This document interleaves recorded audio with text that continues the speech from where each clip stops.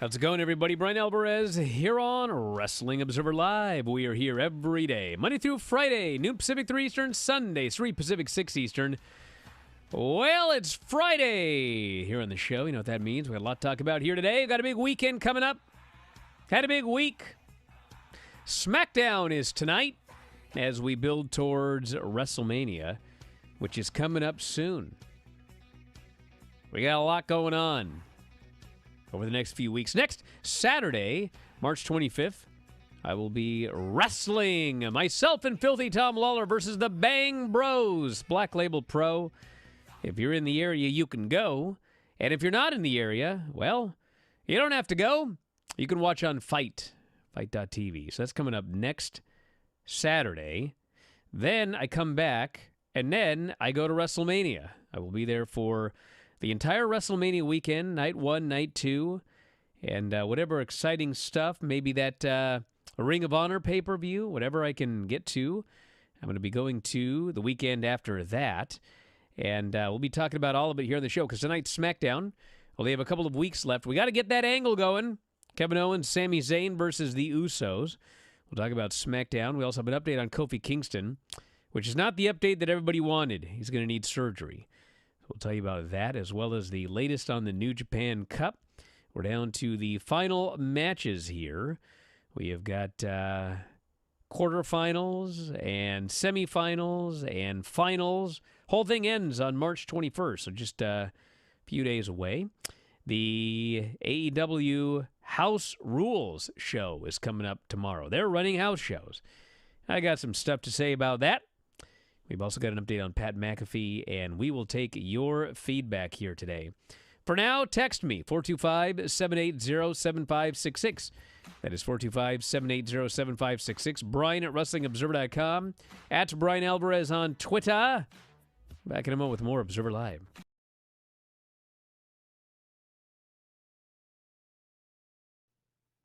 It's definitely something I will remember for the rest of my life. Just like hearing that 1, 2, 3, the bell and like the fans going crazy. Like it was like a dream. Like it was an amazing feeling. Like I've never performed in front of a crowd that was that energetic and had that many people in the stadium. So it was really cool. And yeah, I was just really happy that like people were behind me, like because nobody knew who I was. And yeah, just to have the fans have my back like they did that night, it was very special because it doesn't happen very often, moments like that. So I was cool to like be the guy in that situation. What was your reaction when they told you, like, hey, this is what's going to go down? You're going to go out there and you're going to have a match with Jericho on this big show.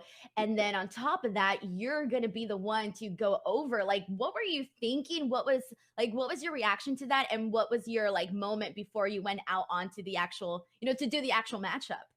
Yeah, it was a lot because I really didn't think that that's what I was going to be doing that day. Like I just randomly got like called to like be there, but like I figured it'd be for some reason because like they were flying me out. Like any other time I've been to AEW, it's been like fairly local to me, and this was in Texas, which wasn't at all. And yeah, when they told me, I really couldn't believe it. It felt too good to be true. Like I was very like grateful to like first find out that I was gonna be wrestling Chris Jericho. Like that's a huge thing itself. And then when I found out I was going over, it really didn't like, it really felt too good to be true. And like a lot of things were just going on in my head. I started getting like a little bit of like nerves, but excitement and just, wanting to tell everybody, but I couldn't. And yeah, it was just, I just took some time to myself after, got all my nerves out, like told myself this is happening. Like we're gonna go out there, we're gonna do this, we're gonna crush it. Like you're here for a reason, you're in this situation for a reason. And yeah, just went out there and whew, I get like fired up just thinking about that night right now. It was yeah, me and Chris, we made magic happen out there and we made a very, very special moment. And like he's the one that, made it for me. What feedback did you get after that match? And what feedback have you been getting? Because you've really been, thrusted into the spotlight in AEW. And, you're now one of the guys that definitely consider, a rising star. So for you, like, what has the feedback been like from either Jericho, Tony Khan, or anybody else in AEW? Um one of the biggest things I've honestly been told is to enjoy everything that's going on. Like that, like I've been told that a lot. Like, don't take any of this for granted right now. Like, don't get too caught up in all the other, stuff that comes with this. Like, just have fun and enjoy what's going on.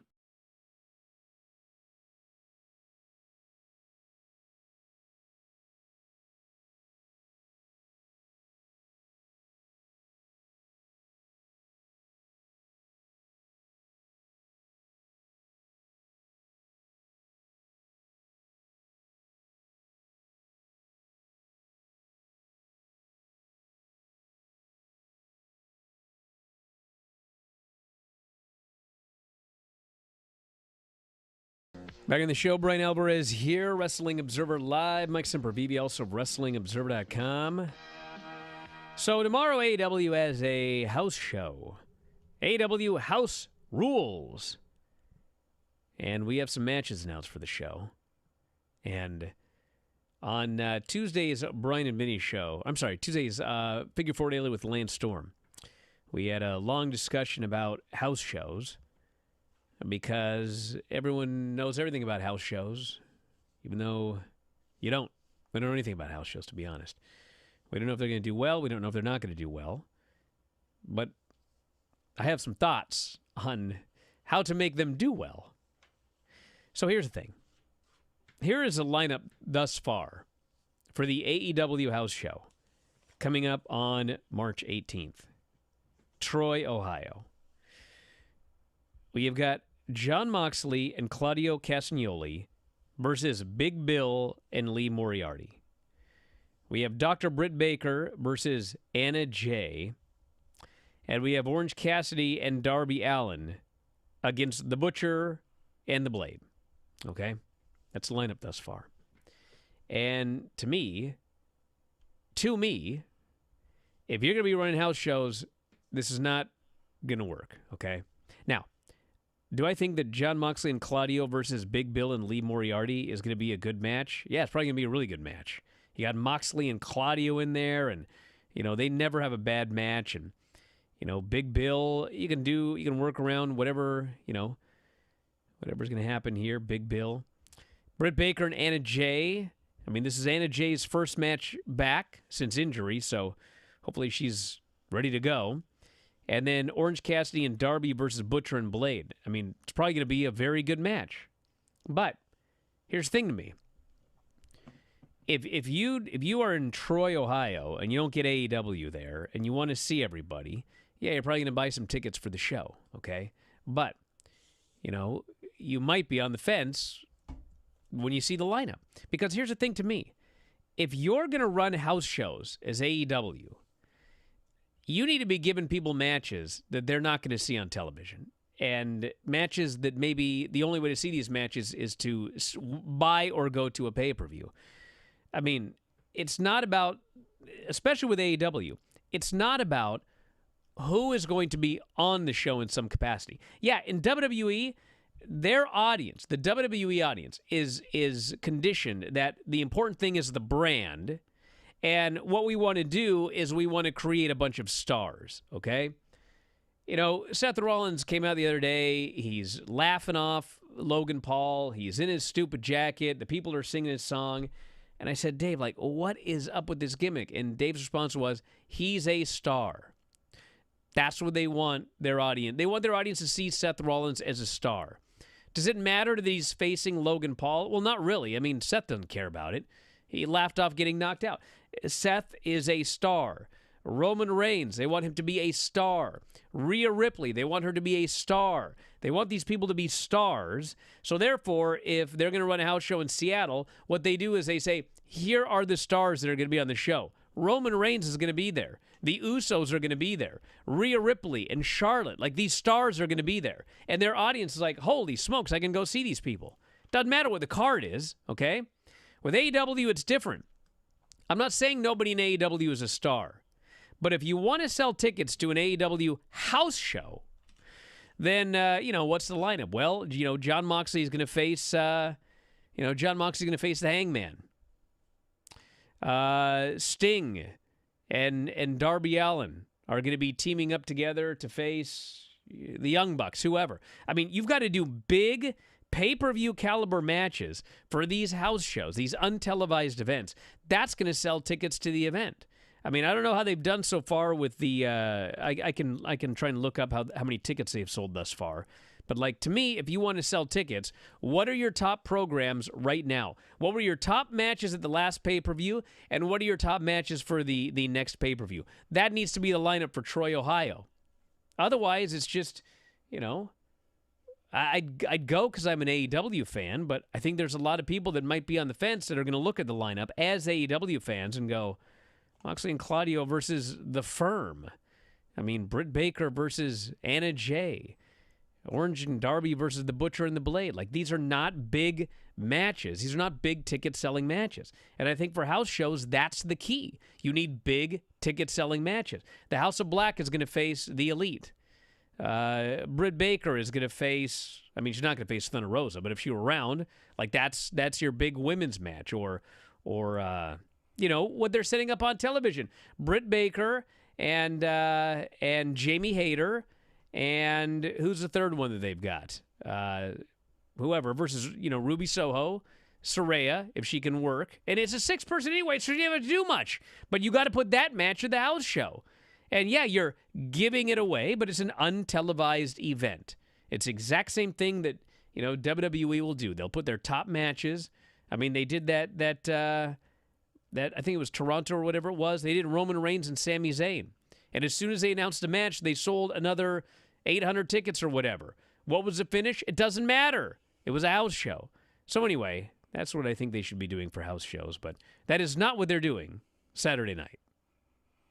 Well, I think also it's region-specific as well, too, because I do agree with your overall point. You've got to give people a reason to buy tickets. You got to give them a reason to come out and see some things. You got to give them some stars, and you got to give them some angles that you've been doing on TV. That's important. But, you know, Troy, Ohio, the Hobart Center is about 3,700 people or something like that, so maybe this is a test balloon, but I do think that you have to be careful depending on the region that you go in and the building that you run because, you couldn't go into Toronto or New York or Los Angeles with that type of card and expect to turn around and get people's money just because it's AEW on the marquee. So I think there's a happy medium there. We're not going to see, I think, pay-per-view matches on house shows as far as some of these matchups yet, at least when it comes to some of these cities. We'll have to see as we go forward when they get into bigger cities if they decide to take that approach. But you've got to give at least people some of what they're seeing on TV and probably more stars than just Orange, Darby, Moxley, and Claudio, and no offense to anybody else, and Britt Baker. Obviously, those are 5 of their biggest names that they have, but unfortunately, again, I don't know what they've sold. I don't know what their philosophy is going into it, but yeah, on the surface, that to me is probably not enough to separate me from a $50 ticket and then 2 for my kids and everything that comes with the merch and everything that comes with that day. So here's the thing with AEW fans. If you announced the Blackpool Combat Club versus The Firm and the Young Bucks versus the Butcher and the Blade, you're going to sell X number of tickets. If you have those exact same people on the show, but now it is Moxley and Claudio versus the Young Bucks, guaranteed you're selling more tickets. The exact same guys on the show, guaranteed you're selling more tickets. This person here notes, I remember a house show in the 90s I went to. On the house show, Steve Austin and The Undertaker teamed up together. And he goes, you never saw this on television. But like, holy smokes, I can buy a ticket and see Steve Austin and The Undertaker team up on television. And holy smokes, that's like a big deal. And you could also have like, well, you know, Steve Austin's going to face Rockabilly, and The Undertaker is going to face the Supreme Fighting Machine. And it's like, you'll sell X number of tickets. But all of a sudden, if you put Steve Austin and The Undertaker teaming together, all of a sudden you're just automatically selling more tickets because it's like something, wow, I actually get to see that for my money. That's what you want fans to think for a house show. Wow, I get to see that for my money. And nothing against anybody on this AEW house show, but there is no match here where as a fan you're going to think, wow, I get to see that for my money. That's what you need to give the people. That's Roman Reigns and Sami Zayn at that house show. When they announced that match, 800 people all of a sudden went, wow, I get to see that for my money, and they all bought tickets. That's the key to a house show. And look, I can't say that I love the main event, but let's remember what house shows used to be for as well, too, which was having different types of matchups and trying to place people against each other and experience. That's something that a lot of the AEW roster needs, so looking forward to some of it. Back in a moment, Observer Live.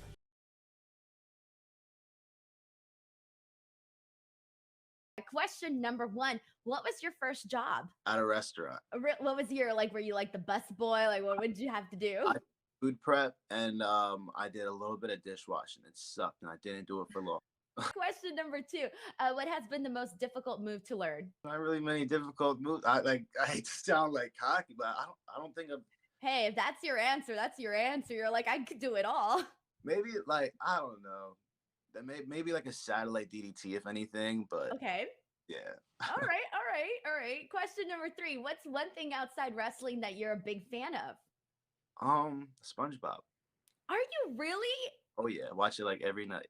Oh my God. Okay, so I gotta ask you because one of my addictions is SpongeBob memes all the time. There's like Facebook pages about it, and I will spend hours scrolling through them. Yeah, I can. Yeah, I recite SpongeBob all the time. Favorite SpongeBob character then? Definitely SpongeBob. He's the man. Excited. Who are you the most nervous or most excited to meet or wrestle in wrestling? There's a lot. There's a couple guys, so I'm a little nervous and excited to meet. But like who I haven't met yet. Either or, like ones that you haven't met yet or ones that you did meet already. Okay, yeah, it was pretty nerve-wracking meeting Sting. That was pretty cool. How was that interaction like? It was just it was fairly quick, just like, hey, like nice to meet you. Like he had his whole face paint on, he had stuff to do. It was just a quick pass and go, but I definitely there's certain guys I have to build myself up to go up to, still. Like I get it. You're like, oh my God, I'm co-workers with Sting. Press on with the day. Question number 5. What's your ultimate dream match? So many, but right now I'm just throw out Bryan Danielson. Hell yeah. Oh my God, that would be incredible. Question number 6. If you weren't a wrestler, what do you think you would be doing? Something in wrestling. Being a referee. I don't know. Maybe I'd try out like UFC fighting or something like that, but yeah. Question number 7. Are you an introvert or an extrovert? I have a little bit of both. It definitely depends on like the situation I'm in and like what's going on with my day, but I can definitely be more like extroverted most of the time. Question number 8. What's one bad habit you're currently trying to break? Being late. Question number 9. What is your food Mount Rushmore? So like 4 food items that you're like, this is what I consider just delicious stuff, man. Here's a quick answer. Chicken, steak, donuts, and lasagna. Oh, hell yeah. It's all good stuff. My food Rushmore is like 20 heads, by the way. Question number 10, last one. What is your all-time favorite movie? The Hangover.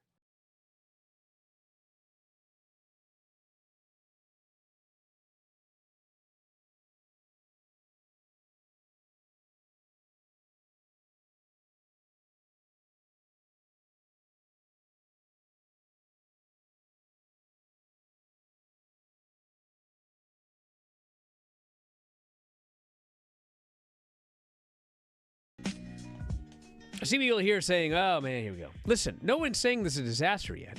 I don't know what the economics are. I don't know what the finances are. I don't know what nothing. I don't know anything, okay?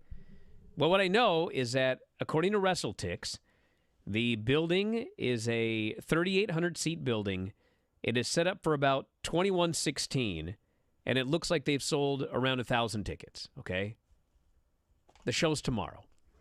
I believe with a stronger card, with a Moxley Hangman main event, Young Bucks versus whatever, it would have done better and could do better. And that's what I think. And I think that that's what you need to do if you want to sell more tickets for these pay-per-views. I mean, I will never, I mean, this is a long time ago and everything, but I will never forget when I went to a wacky WWF house show in the Seattle Center Coliseum, and I don't even remember what the main event was. It doesn't matter. But during intermission, they announced the next time they come here to this building, I think the match was Hulk Hogan versus the Earthquake. And they'd done that angle on the Brother Love show where Hulk Hogan got squashed by the Earthquake. But the point is, the moment they mentioned Hulk Hogan's name, like all around me, these grown adults, literally, I'm not making this up, they leaped to their feet and they began madly sprinting to the Seattle Center the Seattle Center Memorial Coliseum box office. They're racing to get into the line to buy these tickets because as soon as they heard of Hulk Hogan, it was like, if I buy a ticket, oh my God, I get Hulk Hogan at this show. And they were so excited. It was like, I've got to go.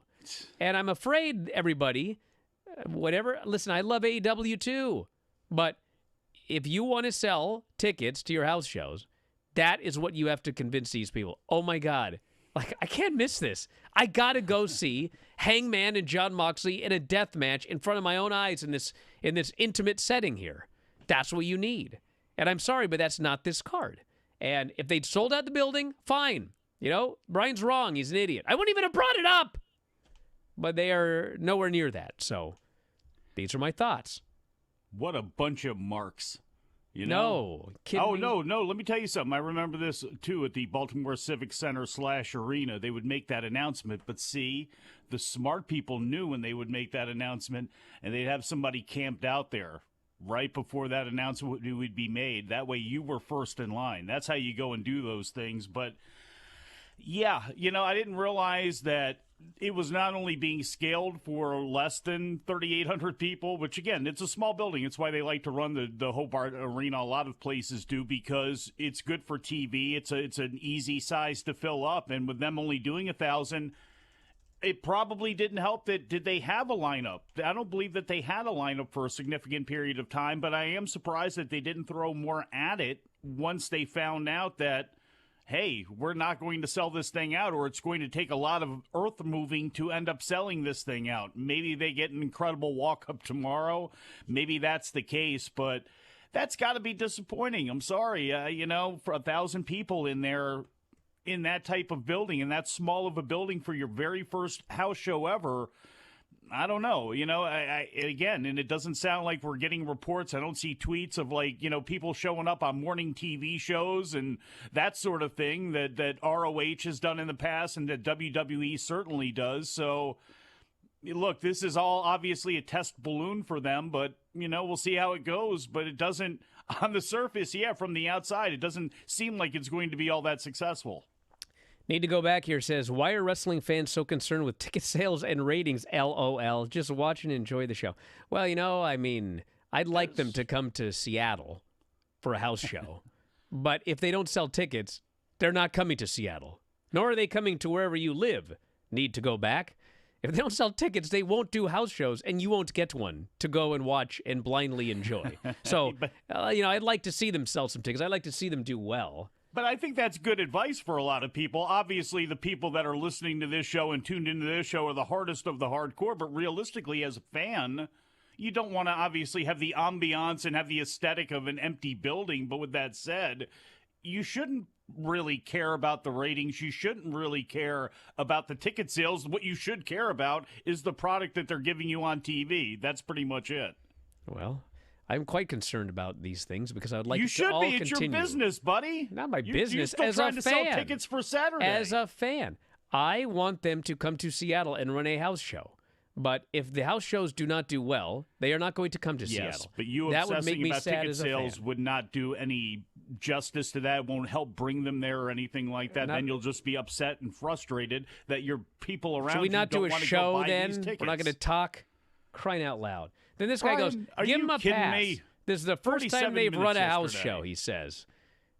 You guys think Tony Khan is a noob? Like he doesn't know? I mean, this is the card. I'm What do you give him a confused pass as to for? why. But you need a good lineup for the house show. Why is there so much pushback to this? I don't get it. Why? Can anyone explain this to me? No, I'm not allowed to talk, Brian. I like it too. I like AEW too. Okay? How many times can you say that today? You love you some AEW. Bryan Alvarez reported he loves AEW. I do not He understand wants it to come to his town. this pushback. Please. But whatever. I would like him to come to my town. They did. They They didn't came even use to my you. town for TV. Okay. You know what actually used to come to my town twice and it was awesome? What? Well, it was NXT. And you know what happened? They didn't sell very many tickets. They don't do house shows anymore. That's the problem. Dude, these NXT house shows that they ran were awesome. They were awesome, awesome shows. And they drew poorly, and now they don't tour anymore. Hello? You know where they may have wanted to run this first show? Baltimore.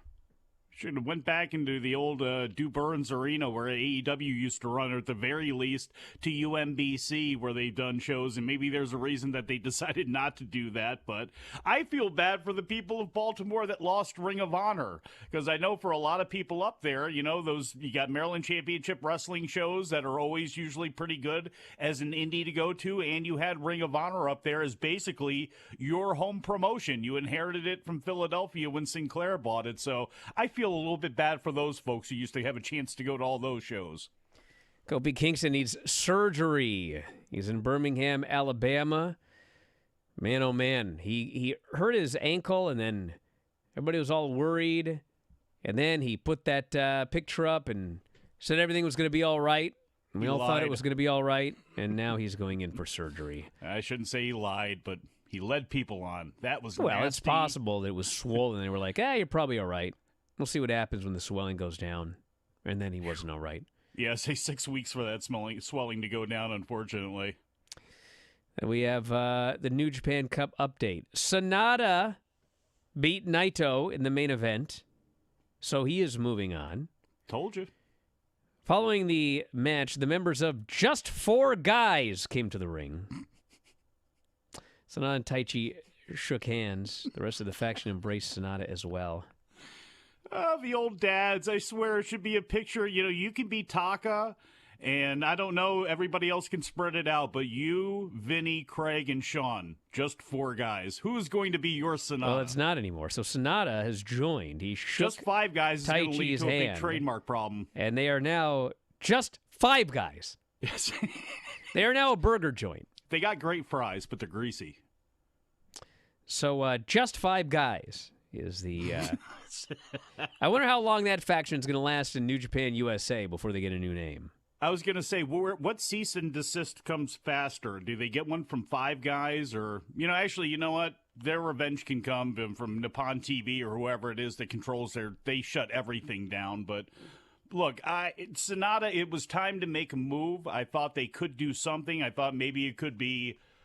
him turning on Naito and taking control of LIJ. That's not the case. It ends up being him leaving the group, which is really the best thing that they could do right now to try to revitalize him, give him one big singles push, before you can't do it anymore. So I think the timing on this is good. Plus, we got Mark Davis, a win over Evil. So, maybe this is the direction they were going in anyway with Ospreay and Sonata. And to be honest, the future, down the line, I love the idea of that match. DJ wants to know if I want to apologize. Listen, I'm not the guy that said that there was no way Sonata was beating Naito. That was Dave. Don't get on me. And Naito hasn't won this tournament yet, DJ. If he wins a tournament, then maybe you're onto something here. But he hasn't yet. We have more matches. We have, what do we have here? Why is our front page so... The front page has a story about the Sonata-Naito match with Sonata winning. But then at the bottom, we have upcoming matches, which includes Naito and Sonata. That is not correct. You need a guy who's that is good not with the wrestling news. That's what you need. We have got the semifinals, which is coming up. Anyway, I'm literally gonna have to get the entire bracket here because the front page story is inaccurate. Oh man, I don't want to throw anybody on the bus, but who did that? Huh? Let's get it here. You know what people love, I've discovered, is... you twisting in the wind, which I'm letting you do right now? Finding a bunch of stuff on my phone. All right, here's where we are right now, okay? This is where we are. We have 2 more quarterfinal matches. We got Goto and Tama Tonga, okay? And David Finlay and Shota Umino. All right? So those guys are then going to square off, and we'll have the semifinals March 19th. We have one semifinal already, which is Sonata and Mark Davis. Yeah, I expect Sonata might win that one, but you know what? We don't know yet. Hasn't happened. And then the Goto Tamatanga winner versus the David Finlay Shota Umino winner. And then those two will face off for the finals, which are coming up on March 21st. That is the update on the New Japan Cup. Back in a moment. Observer Live.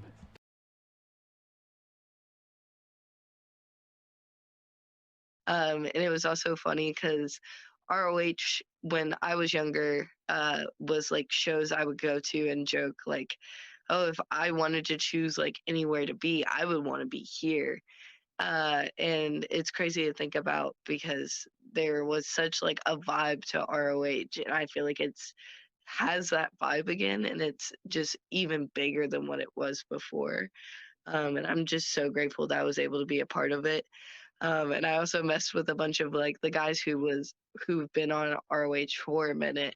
And I posted the picture of me like super young hanging out with like Maria Kanellis in the Kingdom when I was like just a baby. And I was like, yeah, I used to go to shows and watch you guys, and now you have to work with me. Oh my God, what did they say? What was their reaction to that? Everybody was like, you make me feel old. And I even joked with Bryce, the ref. He was like, yeah, I was looking at your social media and I saw the post and I was like, oh my God, I ref those shows. She's a child. And I was like, I had to grow up. I'm sorry. I'm still so young. And nobody, like, they're like, we love it, but you just make us feel old sometimes. You can't do this to us.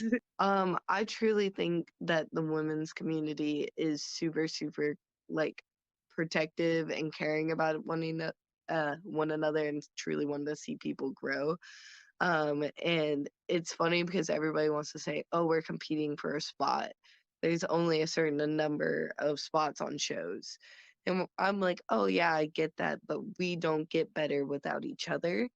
And that's the truth in wrestling. We need each other. You can't have a match by yourself. You need an opponent. Exactly. So for you, who are some of the women that you feel you've like really connected with, that you either helped you out in your journey, that you just really kind of bonded with, or that you take inspiration from? Definitely Jessica Havoc. She's an amazing woman, has helped me very early on my career, and even now, Ruby Soho, she's an amazing person, and if I message her, she'll answer any of my questions. No matter how goofy or crazy it is, she'll take the time and be like, yeah, I can help Billy out. I'm one of those people, I'm like, hey, what are you doing? I have this really weird question about wrestling, and it will be like completely random topic that we have never talked about before, and then we'll go into like a sidebar conversation when I'm like, "Hey, when's the next time I see you? Do you want to see this kid do a 450 off the AC unit?" She's like, "What are you talking about?"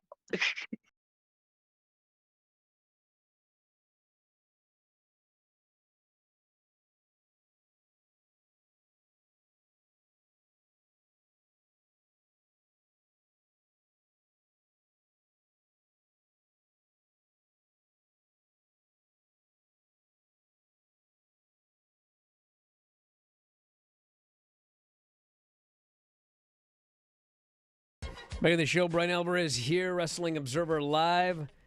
$5 on the line, myself and DJ. Whether or not Sonata wins this New Japan Cup. I don't even know how all of this has just erupted into a $5 bet. What side are you on? I don't think he's winning the tournament. But see, the thing is, like, I don't care. Like, I never had a problem with Sonata. I don't care, but I'm going to start a fight, do segment, and put money on it. Here's the thing. Don't care. This is what I said, okay? Oh, my God. This is what I said. Good. I said, listen, I think that it should be Finlay, okay? New guy. Go on and, lose to Okada or whatever, but something new. Well, I've been preaching forever. I want something new, okay? I said, all right, Sonata wins, now what? Sonata wins, he goes to face Okada, he loses again. I mean, how many times have I seen this? 500 times? That's how this all began. And then, somehow, I got in trouble for mocking or something I didn't. I don't want to see the same stuff over and over again from New Japan, dude. I don't want to see it. Like, dude, even Battle in the Valley, it's like, okay, we're going to get a real big match. It's Okada and Tanahashi again. Like, I'm sure the match is awesome. If I were there, I probably would have loved it. But how many Okada-Tanahashi matches can I see? I'm ready for somebody new, some new matches, some new feuds. You know what I'm saying? Please.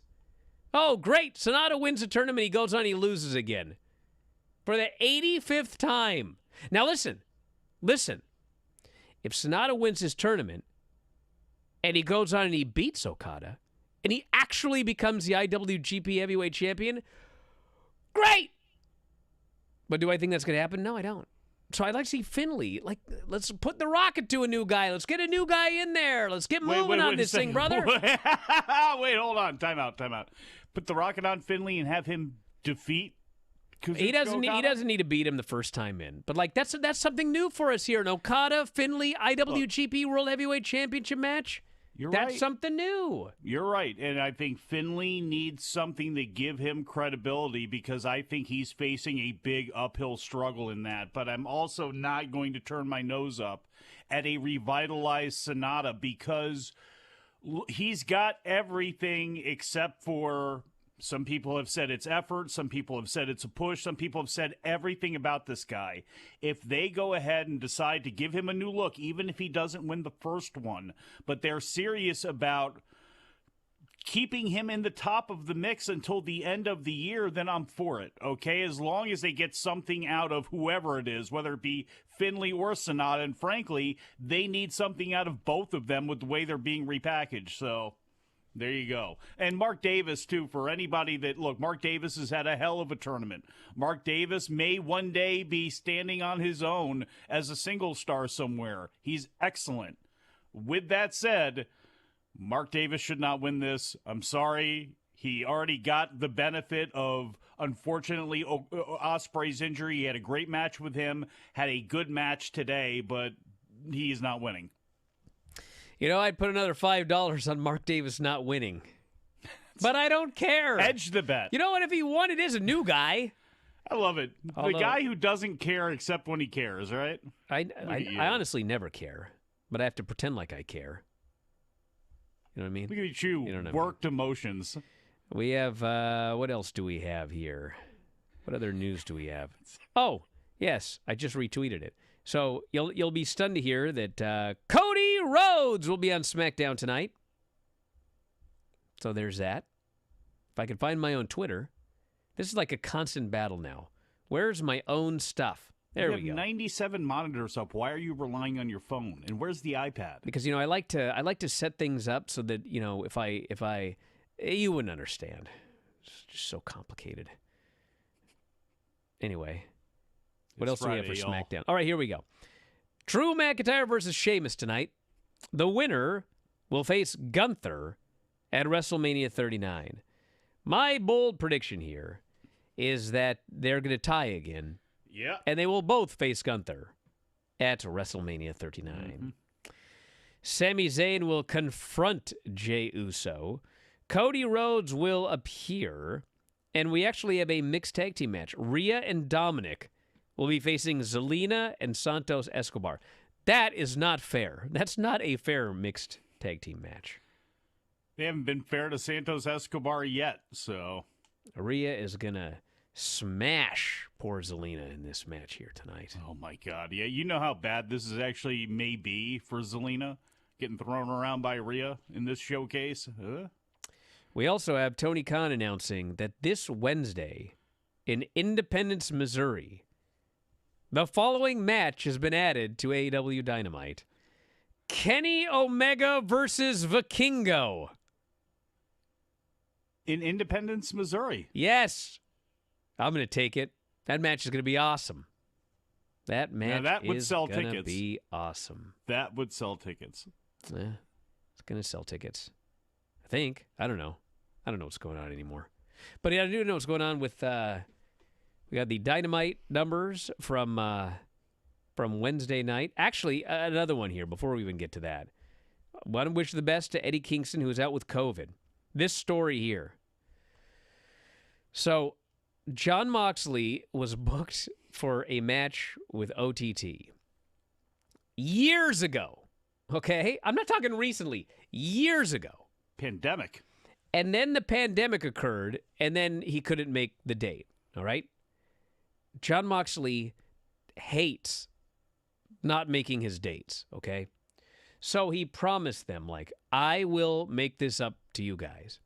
So the pandemic ends, and he contacts them, and he's like, I'm coming in for this show. Let's do it. So then, like, whatever it was ago, a month ago, 6 weeks ago, all of a sudden, for the same day that he had confirmed for a date that he had originally scheduled years earlier, AEW books the house show, the one tomorrow. And it's the same day as OTT. So for like, a couple of weeks, he was billed as being in two places at the same time. Because I presume they were trying to figure out what are we going to do. Because he did not want to not do OTT again. But he's under AEW contract, and they advertised him for that house show. So for like a week or two, it was just both places at the same time because they were going to figure out what's going on here. Well, at the end of the day, he is under contract to AEW, and so he's doing this AEW house show. And so their make good was to send Eddie Kingston in his place to this show. And unfortunately, now Eddie Kingston has COVID. So now we have no Moxley. We have no Eddie Kingston. And this whole thing just sucks. And he's got COVID. So hopefully he's all right. Hopefully he's better soon. Hopefully one of these days John Moxley actually gets to work OTT. Yeah, really. And man, oh man. Yeah, saw Big Damo's tweet this morning about that, saying, TT crew, okay, we got to step up. This is just what happens. And Davey Richards still going over there to face Big Damo, Gabriel Kidd against Manlake Doris. So there's, it's just a tough situation. But, not only will I know John Moxley will make it up to them in some way because it's probably just going to eat at him until it does, but I'm hoping AEW can also really make it up for him too for the next big show and send over a handful of people so, something like this doesn't happen. Wednesday night's Dynamite, 852,000 viewers, down 0.7% from last week. Third lowest audience of 2023. And the 18 to 49 at a .27 was tied for the lowest Dynamite demo of 2023. They are almost always top 5 on cable. They were, I believe, 12th on cable. 11th. And they had NBA, NCAA tournament play-in games, World Baseball Classic on Wednesday. So among non-sports programming, they were third on cable for the evening. So rough night for AEW on Wednesday. And we'll see how they do this coming Wednesday night. Have you ever seen one episode of the Vanderpump Rules? Because I have not. No. Are you kidding me? I don't even know what it is. What is it? I don't either. I don't know. Well, I don't know. Old Men do radio show. I don't know. News at 11. I know what Below Deck is. Hey, listen. Woman watches that one. 425-780-7566. Somebody text us what this Vanderpump Rules thing is. I know it's a reality show. But like what? I don't know. Try not to sneeze desperately. It's just been a rough week. Your eyes are looking red, and stop rubbing on those so much. My God, you're breaking blood vessels. Oh, man. You look like 48 years old now. For your information, this person says, Independence is in the greater Kansas City area. It is not a random small town. Who said that? Mike? Bro, I'm from the East Coast, okay? All your towns are random small towns. Wow. You and Frank Gotch out there? Wow. Actually, that would be Iowa. That would be cool. This person has a great idea. What's that? We need some No Way Jose kicking off the house shows. Damn right we do. But you know what? There's bigger issues before No Way Jose opens a show. Man, that NXT house show with No Way Jose opening the show, I'll never forget it. Dude, this guy danced. It was like the Honky Tonk Man. Remember Honky Tonk Man would come out and he'd go, "You want me to sing my song?" And he'd sing his song or whatever. And then he'd do like a nothing happening match. He'd go, "You want me to sing my song?" And he'd sing his song. And then they go, "You want me to sing it again?" And he'd, and like the people are just, and No Way Jose, like on NXT, he would just, dance down to the ring with the Rosebud, or that was the other guy. Who No Way Rose. What was No Way Jose's blokes called? It was just the big ass conga line, wasn't it? Oh yeah, the conga line. Know. So on NXT, he just danced down and like go around the ring with his conga line. But at the house show, it's like it was the opener. They hit the guy's music and everyone's immediately on their feet. And then No Way Jose, it was in like a theater or whatever. This guy danced and literally he went all the way up the theater aisle. He went out the door. He came all the way down the other side with the conga line. Like people are slapping hands and they're dancing. And he gets in the ring and, God bless him. And actually, God bless him because he did nothing. He had the most nothing happening match. But everything he did, the crowd went nuts for because it was just a simple, basic crowd pleaser. And then when it was over, him and the conga line, they danced all the way up the aisle, out the thing, all the way back down the aisle again. And man, when the opening thing was over, these fans were like ready. They were hot. They were so excited for the rest of the show. And I thought, the rest of his life, dude. This is all this guy needs to do for the rest of his life. And then like months later, he got fired. And I was like, okay, it's not my show. Whatever. Who cares? And by the way, he got fired and he didn't run house shows anymore. So, I mean, putting two and two together, that's what I think. He was smarter than the Boogie Woogie Man Jimmy Valiant. You know what I mean? Go out there, dance around, clap your hands, throw an elbow, maybe drop an elbow, go home. I mean, it doesn't really get much better than that. This guy goes, Bryan loved Kona Reeves as well. I don't remember that at all. No. Now, what was his gimmick? The something Kona Reeves? He was just big, wasn't he? No, he had like a gimmick. He was like the best Kona Reeves, or it was something generic. The finest Kona Reeves. Like that guy. Coffee. Yeah. See, NXT is so much better nowadays, everybody. Back in a moment, Observer Live.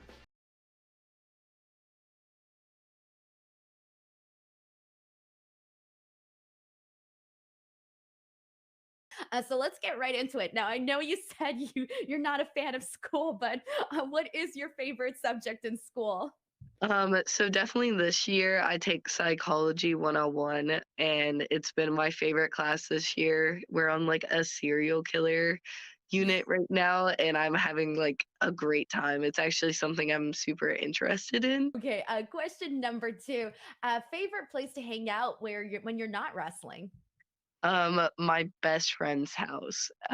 She has like a trampoline and a pool in her backyard, and I've been friends with her since middle school. So whenever I get to see her over the weekends, and like whenever I'm not all over the place, I love just going over to her house and hanging out.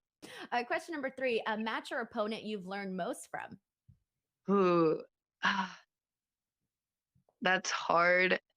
I will say, like, very early on in my career, the person I probably learned most from was Kylie Ray. I had a match with her when I was a little over a year in, and she honestly helped me out so much so early on in my career. So I'm going to give it to her. Question number 4. What's something aside from wrestling that you're a big fan of? And I guess we kind of touched on it a little bit, but I guess if there's anything else. I'm a big video game person, and I mostly focus on like first shooter games. So I love Call of Duty. I like Splitgate. I like Overwatch. So that's more like my second love. Whenever I'm not wrestling, I can play video games and have fun. I joke that like when I'm not wrestling, it helps me get like my violent tendencies out. I was like definitely becoming a wrestler, and whenever you have a weekend off and you're like, oh my God, I have all this pent up like energy. What's going on? I feel frustrated. And my mom jokes, like, I get all grumpy when I don't get to wrestle. She was like, you need to get something out where it's like, it builds up in you. And I don't know what it is. Question number 5. Favorite way to spend your time traveling? Ooh, Honestly, I love just hopping on a plane and just falling asleep. If I could sleep on the plane like every single time, I would be a happy soul. But there's like sometimes I'll get squished right in the middle and I'm like, this is the worst. I can't do anything here. Rough sometimes in the car too. I will say like I joke that the traveling beats up my body more than the wrestling sometimes because, like, trying to sleep in the car and I will wake up and my neck's just sore. I'm like, what happened?